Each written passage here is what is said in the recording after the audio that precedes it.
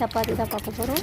First வந்து பேனில் oil add பண்ணிக்கலாம். ஆயில் ஆட் பண்ண பிறகு கடுகு, சீரகம், உளுத்தம்பருப்பு, கடலைப்பருப்பு, அதுக்கப்புறம் ஒரு வெங்காயம், பெரிய சைஸ் ஒரு வெங்காயம் சின்ன சின்னதாக சாப் பண்ணி ஆட் பண்ணிவிட்டு அது நல்லா குக் பண்ண பிறகு பச்சை மிளகா அப்புறம் கறிவேப்பிலை ஆட் பண்ணி நல்லா குக் பண்ணிக்கலாம். அதுக்கப்புறம் நான் 2 டொமேட்டோ எடுத்திருக்கேன். 2 டொமேட்டோவும் சின்ன சின்னதாக சாப் பண்ணி ஆட் பண்ணிக்கிறேன்.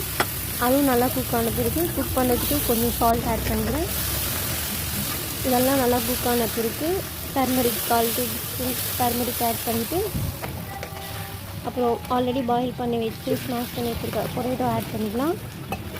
ஆட் பண்ணி இது நல்லா ஒரு 2 5 நிமிஷம் வரைக்கும் நல்லா குக் ஆச்சுன்னா ரெடி ஆகிடும். அதுக்கப்புறம் நம்ம சப்பாத்திக்கு சாப்பிட வேண்டியதான்.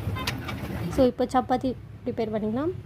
ஆல்ரெடி நான் சப்பாத்தி மாவு பிசைஞ்சு வச்சுட்டேன். இப்போ என் தங்கச்சி சப்பாத்தி தேய்ச்சி கொடுக்க நான் சுட போகிறேன். அவ்வளோதான்.